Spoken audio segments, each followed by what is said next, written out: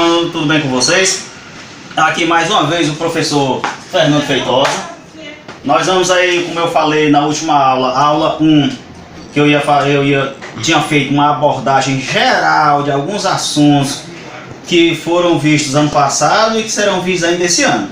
Na nossa aula 2, nós vamos dar início aí ao estudo da organização do corpo humano. A gente sabe que aí o corpo humano ele é formado por várias partes grandes e partes pequenas, mas que ele tem uma organização e uma constituição própria e que cada parte vai desempenhar uma função específica, beleza?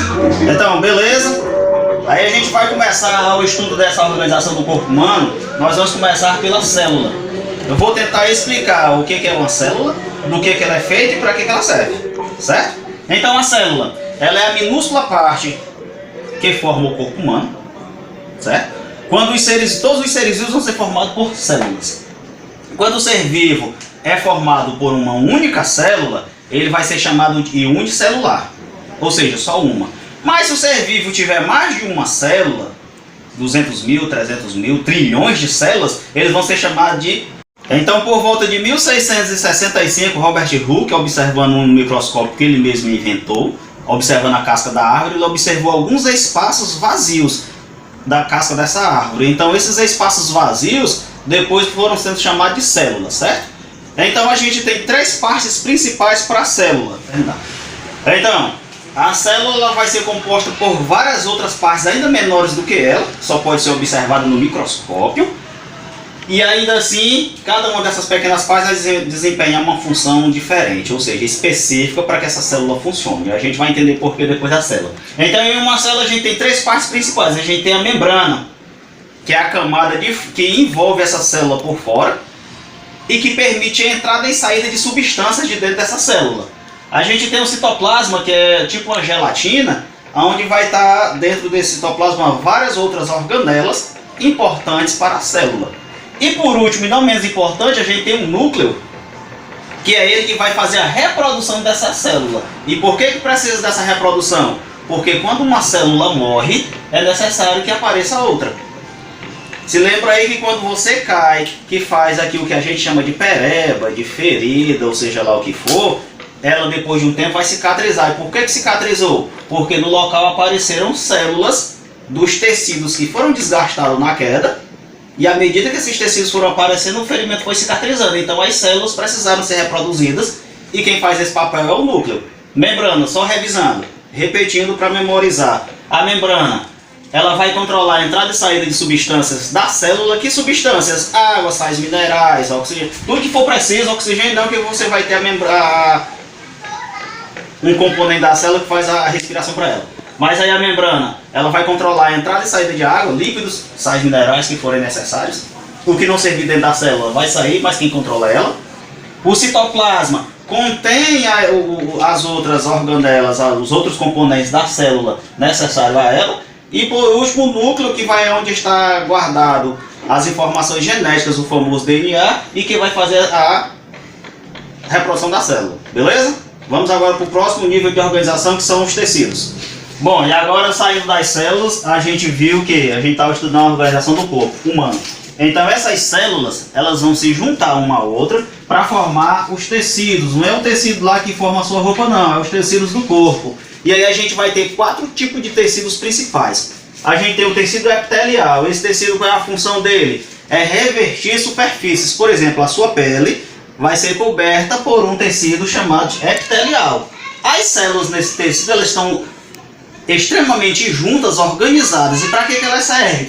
Para evitar a entrada de substâncias no seu corpo. Já imaginou aí? Totalmente seu corpo desprotegido, qualquer bactéria que chegasse já entrava. Então esse tecido, ele vai revestir as superfícies, tanto de fora do corpo quanto de dentro, certo? E as células estão bastante juntas, unidas, perfeitamente unidas. O tecido conjuntivo, ele vai ligar um tecido ao outro. E aí esse tecido, ele vai estar entre o tecido conjuntivo, ele vai fazer a junção entre as partes. O tecido muscular, como o próprio nome já diz, uma coisa que eu acho bastante interessante é a minha letra, ela é linda. Ele vai formar os músculos do corpo. Os músculos a gente vai estudar depois, eles vão ser responsáveis pelo movimento do corpo. E aí ele é formado por células com a capacidade de contrair e relaxar. No que a célula contrai, o tecido muscular contrai, ele puxa o osso a ser movido, o membro a ser movido, por exemplo, o antebraço ou o braço. Então isso aí você vai estar com as células musculares, beleza? O tecido nervoso, como o próprio nome já diz, não é que você for nervoso, todo se tremendo, não. Ele vai ser formado por neurônios. Os neurônios estão presentes no cérebro. O cérebro é a central de tudo. Ele quem processa as informações e ele quem dá o comando. Aonde é que eu vou encontrar esse tecido nervoso? Eu vou encontrar no cérebro, na medula espinhal e nos nervos, certo? Então eles que vão transmitir, vão levar e trazer as informações enviadas pelas várias partes do seu corpo, que vai ser processado pelo cérebro. Saindo de tecidos, a gente vai ter a junção de tecidos, a gente vai ter a formação dos órgãos, certo? Então órgãos será aí formado por vários tecidos com funções vários tecidos diferentes exercendo uma função. Exemplo de órgão, a gente tem aí o fígado, estômago, coração, certo? Por exemplo, o estômago você vai ter aí vários tecidos, epitelial, conjuntivo, você vai ter tecido muscular, você vai ter tecido nervoso, todos juntos para exercer qual a função do estômago. A função do estômago é a digestão, beleza? Então depois que você tem vários órgãos, você vai ter um sistema.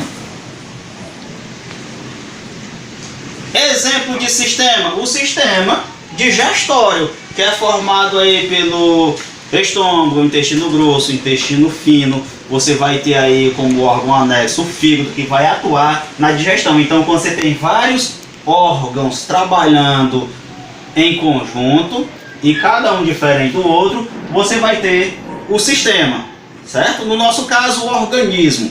Depois do sistema a gente vai ter o organismo propriamente dito. Então o ser humano, ele é formado por vários sistemas, cada sistema é formado por vários órgãos, cada órgão é formado por vários tecidos, que por final os tecidos vão ser formados por várias células.